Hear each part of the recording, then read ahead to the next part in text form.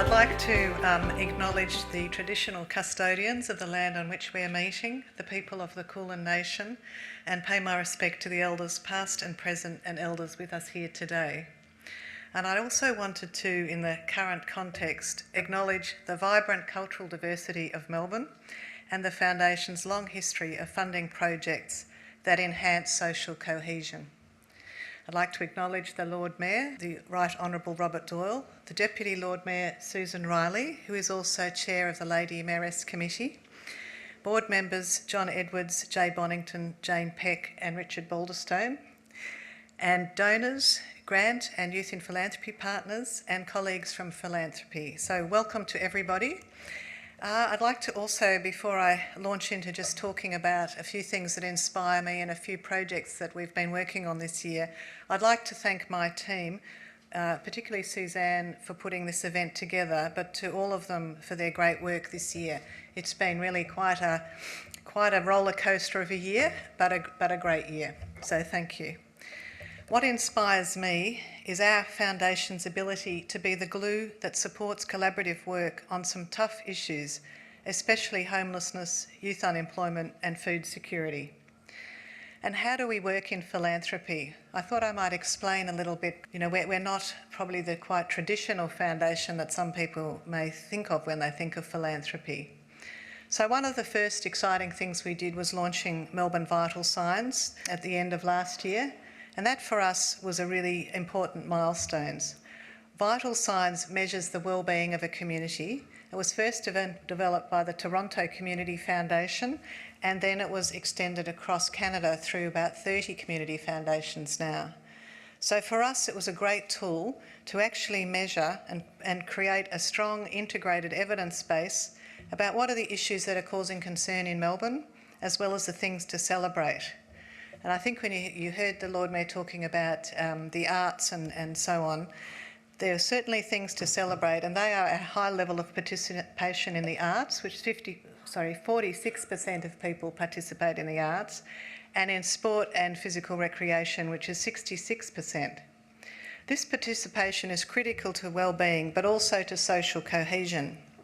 In the context of the recent attacks in Paris and Mali, I see our work building social cohesion across all our impact areas is ever more important. Every week I watch, and even worse, have to score sometimes, representative and club basketball matches in local clubs and stadiums across Melbourne. The pressure can be fairly intense, I can tell you. Kids having fun and trying to reach their full potential as individuals and a team.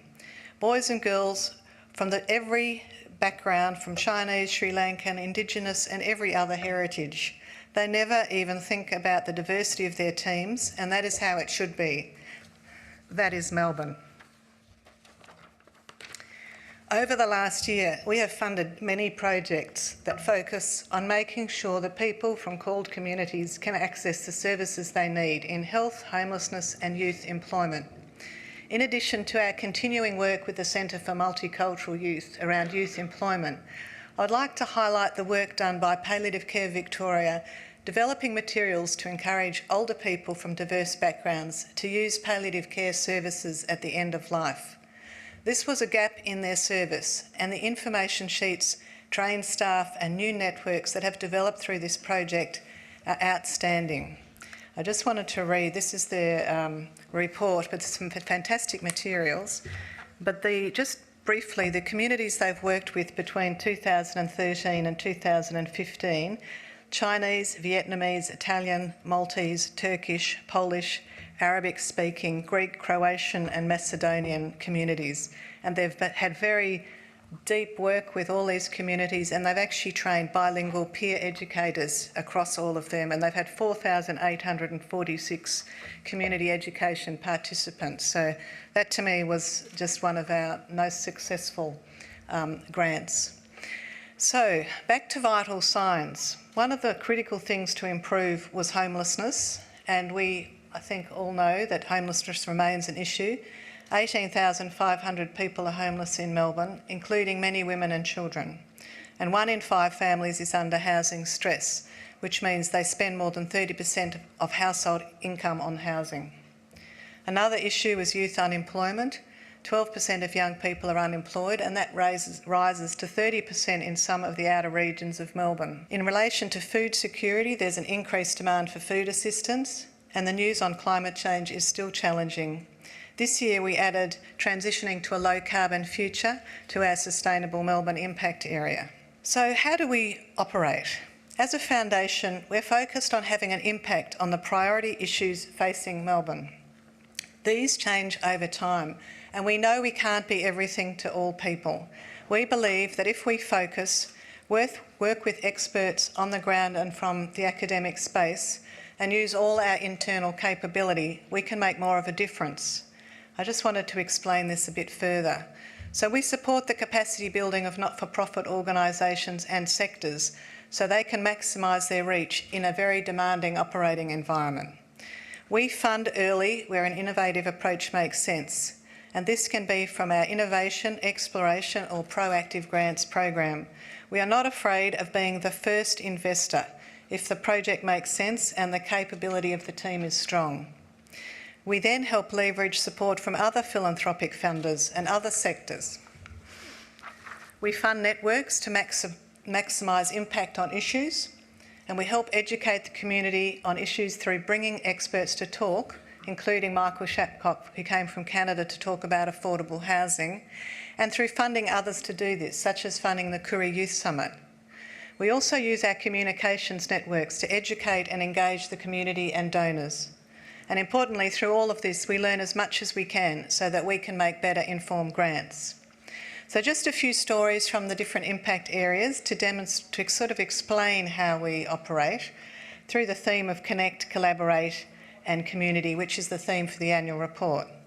First of all, in homeless and the affordable housing impact area, one project I'd just like to mention is the Homeless Coordination Project, which we have co-funded with the City of Melbourne to bring all the organisations working on homelessness in the centre of Melbourne together to look at how they can work most effectively together and make sure that the people who are homeless, including many, many young people, get the services they need and aren't falling through any service gaps. Last year, I think some of you might remember that Justice Connect spoke about their Shining the Light on the Hidden Face of Homelessness project, which is working with where a social worker helps women and children at risk of eviction deal with many issues while sustaining their tenancies. I just wanted to share some of the outcomes from that. In the last 12 months, 62 women with 102 children were provided with legal representation and social work support. And quite concerningly, 95% of our clients had experienced, or their clients had experienced family violence. 81% of the finalised matters resulted in women maintaining a safe housing or resolving a tenancy legal issue, which was a barrier to safe, accessible housing. So that had a great impact. When they came back to talk to us to say they needed a follow-on grant, we looked at it and we thought those outcomes are very strong. And we knew that by supporting another $50,000 to this project, we would leverage the Gandel Foundation to fund $100,000 into the project. And we also knew that Justice Connect were having very promising discussions with the Victorian Government about recurrent funding. So through the Proactive Grants program, we were able to support Justice Connect to really embed that project. Another example of where we're part of a collaboration is the Transforming Housing project. This is led by the School of Design at the University of Melbourne, and I'm personally an active member. We initially put $30,000 into this partnership and have recently reinvested for another 3 years. There was a summit in April with a paper entitled Partnership Options for Policy, Investment and Demonstration Projects, which might sound a bit dry, but the goal of this collaboration is actually to get academic work out into the real world. And we were able to inform a lot of the Plan Melbourne Refresh policy paper, which is out now. And we're working on new financing models, integrated planning, and also part of the group have submitted a major demonstration project to the Victorian Government. And we also funded a signature grant to St Vincent Care for the redevelopment of Osnum House, which is using some very interesting financing mechanisms, and also a proactive grant to St Kilda Community Housing for a social and affordable housing project that is trialling a community land trust, which is the first time that will be done in Melbourne. Another very interesting project in this space is the House project with the Maribyrnong Festival, which was an exploration grant for $50,000. And it's a partnership between the Big West Festival, the Women's Property Initiative, the Victorian University Building Construction Course, developers, Monash University's NMEW Architecture Studio, Henley Real Estate and others. It was designed a flexibly designed, sustainable, affordable house, initially to use in festivals and events, but now to be transferred to the Women's Property Initiative, and the Victorian Government has come on board with some land, so they can use it to house women and children facing homelessness, and hopefully it will demonstrate a replicable model. I think this project is particularly great because the Victoria University is a conduit for young people entering apprenticeship courses, and it provides opportunities to them to have future careers in sustainable building production, which I think is potentially a great growing area, which then moves us into the increasing life opportunities and youth impact area. So I saw some research by Foundation for Young Australians last week, which actually confirms what we know from our vital signs work, but was even more concerning. And the report says it will take 4.7 years for many young people to find full-time work after finishing study, compared with 1 year in 1986. And 30 to 35% of young people are not provisioned in areas that will be essential to their work future. And these are things like digital literacy, science and financial literacy. And the financial literacy part's interesting because there will be likely that most young people will have to manage a portfolio of careers. It's quite a different type of work. So our own work through the SEED Challenge I feel particularly proud about, because the outcomes, as Daniel have already announced, are really wonderful, but also one of the participants we've actually referred to Social Traders Crunch program, which builds on our partnership with social traders in the social enterprise area. We've actually renewed our partnership with them recently as well.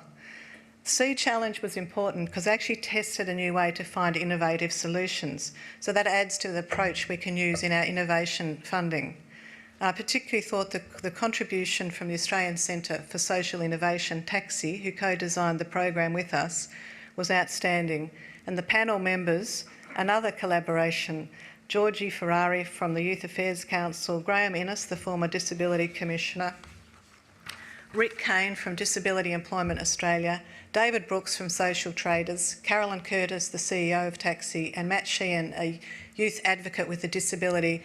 It was just a wonderful thing to work with them on this project. It was a real highlight for me, and I feel quite inspired that this model is a great way to encourage innovation, and looking forward to some more opportunities. In the food security area, we had another year with Feed Melbourne, and we granted more than $500,000 to food charities across Melbourne, including FareShare, who lead that as a partnership with ourselves and Leader newspapers. And we were actually also able to include supportive community gardens in the guidelines for 2016. In the Sustainable Melbourne Impact area, we support, as I've mentioned, food, the transition to low carbon future, and also water. One really interesting project has been the Food Print project, which is still continuing, and that is actually a partnership that we've funded between Deakin University, the Victorian Eco Innovation Lab at Melbourne University, and Sustain Australian Food Network. And they've produced an infographic which received media attention last week. I'm just quoting from their report. For a city such as Melbourne, which is geographically isolated and faces climate threats such as drought, bushfire, storms and floods, urban and peri-urban food production can increase food system resilience. Currently, our peri-urban region provides 41% of the food needs of Melbourne, including 82% of vegetables, 100% of eggs and poultry, 39% of dairy and 13% of fruit. With a fast-growing population, climate change challenges and loss of valuable agricultural land at the edge of Melbourne, we continue to face challenges in this area, and we're very committed to working further on it. We're extending our work in the food security space through continuing support of this project, continuing support of the 2 to 5 social enterprise, the Grow at Local project, and a new collaboration which Anita is working on with other philanthropic funders on sustainable food systems across Australia. There's one project I'd like to just highlight in relation to the low carbon future. It sounds a bit odd, but we funded St Paul's for their transition to LED lighting to reduce their carbon footprint by 30%, as an example to other heritage and religious buildings in Melbourne. And the thing I liked about it was St Paul's had actually raised more than 2/3 of what was required from their congregation and from fundraising events. They put in a really big effort, and they're prepared to be a sort of shining light on this issue and are very committed to sustainability. So we funded the gap in their project. I was also very keen because they work extensively with refugees and they're a great community asset generally. I'm having some very interesting conversations in this area about greening community organisation buildings with the Alternative Technology Association and private philanthropists and some finance organisations. So I hope in 2016 we'll make some things happen in that space. We're also continuing to support healthy waterways, such as through the Yarra River Keeper and the Port Phillip Bay Keeper. We live in a changing world. The word disruption comes often now in the press and in the sort of practitioner newsletters, I suppose. And we as a foundation are constantly reflecting on how we can be most useful within a very fast-moving and competitive external environment for not-for-profit organisations. We recognise the needs for both capacity building and support to test new ideas and potential solutions. I'd just like to talk very briefly about a couple of donor connections that we've had this year. First of all, Impact 100, which we've heard about, is a giving circle that we host. I was fortunate enough to be able to speak at their function recently and was able to talk with many of the shortlisted organisations. Kids Off the Curb was chosen as the organisation to receive the impact grant of $100,000. Speaking with their CEO during the event, he explained that the Foundation's capacity building grant had enabled Kids Off the Curb to develop their Altona site and to scale up their social enterprise model, so they were even ready to put in for the Impact 100 grant. That was just such a great feeling to see how that investment is just growing. And it was also wonderful that one of our major donors, Paul Wilton, is an active participant in the Impact 100 Giving Circle. Another opportunity for donors to come together this year and learn with us was the launch of the Swanson Society by the Lord Mayor several months ago. It includes donors who have made a bequest pledge to the Foundation, enabling us to respond to needs as they change. I'd like to thank Flowers Victoria for their support of the Flower Day appeal, which we've heard about has been really lovingly resurrected, I think you could say, as a major appeal, and we want to keep it very alive by having it connected with a major issue of the day. So obviously this year is family violence, or preventing family violence, and we'll just keep using it as something that can shine a light on an issue we're really working hard on. And I'd also like to thank Leader Newspaper, who are a fantastic partner with the Feed Melbourne appeal. I really have enjoyed working with them and the way they really bring the community together on that issue. Tough social and environmental problems will not be solved alone. One foundation cannot change the dial, but being brave and collaborating and using data to learn about the issues and solutions will help us achieve our potential to make a difference. I was recently rereading a book called From Charity to Creativity, and it fits with what the Lord Mayor was saying about being a transformative sector, by Helmut Anheier and Diana Leet. And it's from 2002, but it talks about the role of philanthropic foundations in the 21st century. And it reminded me of how important it is that foundations play to our unique strengths.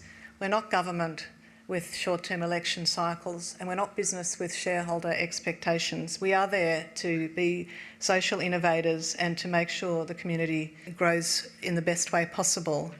So our unique strength is to have the freedom to be creative in ways not open to other types of organisations. I hope we are playing to our strengths. Thank you.